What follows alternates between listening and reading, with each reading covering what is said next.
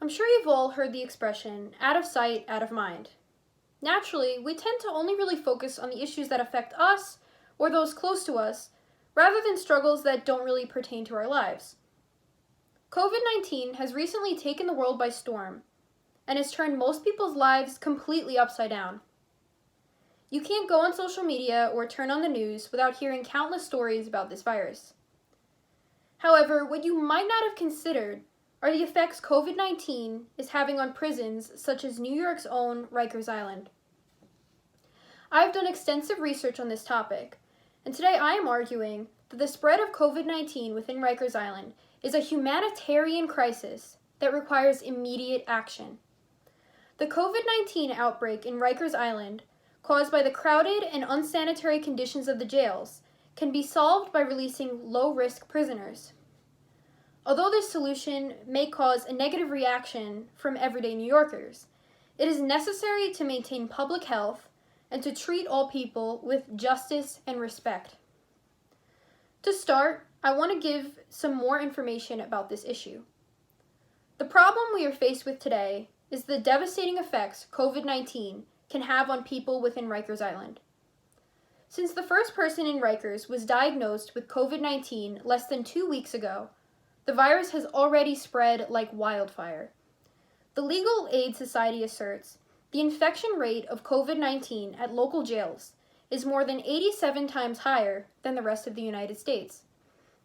As of March 30th, the New York Times reports 167 inmates and 137 staff members of Rikers have all tested positive for COVID-19. Additionally, over 800 inmates are currently quarantined in Rikers after being exposed to the virus.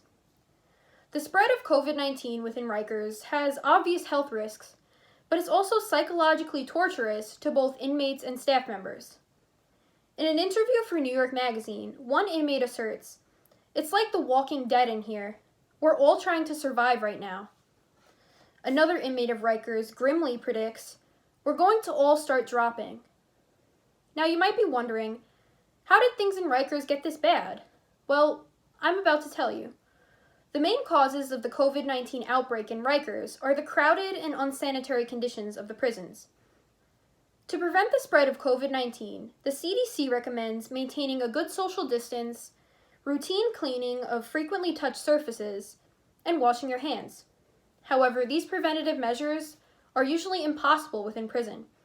Inmates of Rikers assert, everyone is within 3 to 4 feet of each other.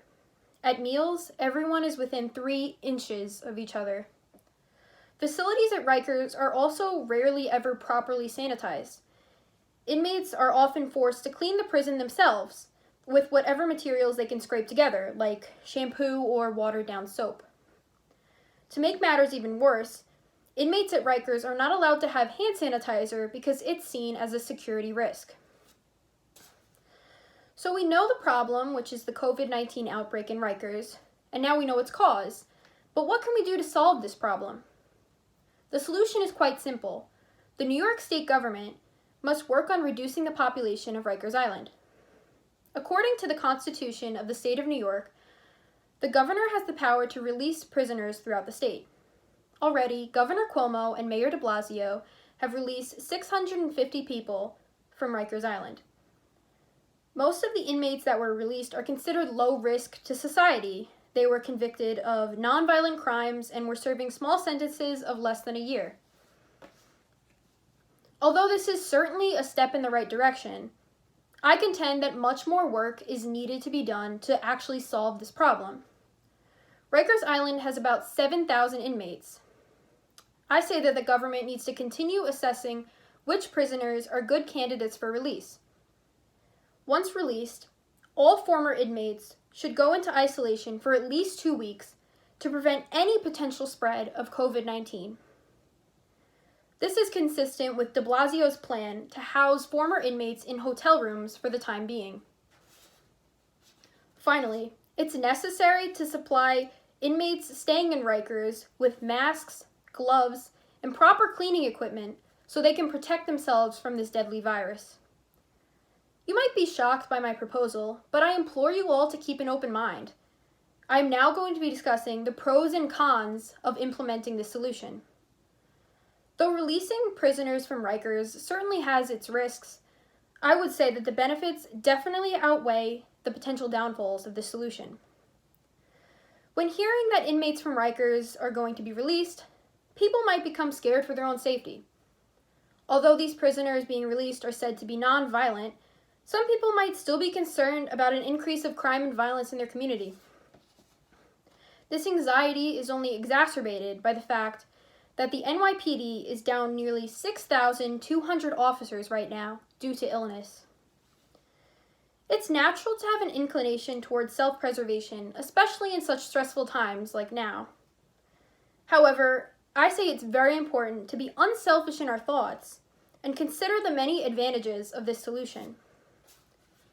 Releasing prisoners from Rikers Island is not only just and humane, but it's necessary to maintain public health and wellness.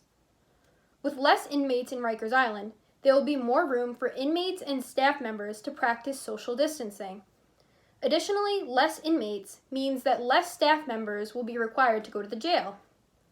This will allow vulnerable staff members with pre-existing illnesses to stay home and stay healthy. Less staff members in the jail also reduces the chances that workers will go to Rikers, contract COVID-19, and spread it to others.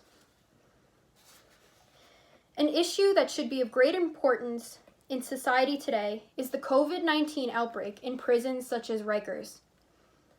Although COVID-19 has already begun to spread quickly in Rikers Island because of pre-existing unsanitary and crowded conditions, the problem can still be mitigated if we take action.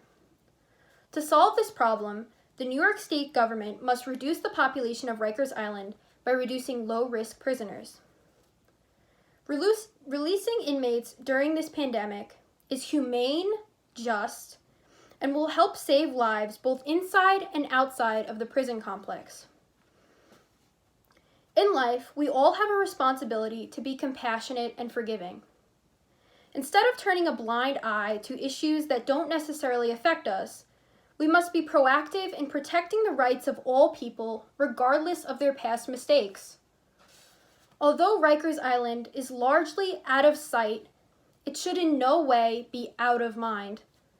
The very thought of allowing thousands of human beings to rot and die without any intervention should be revolting to all.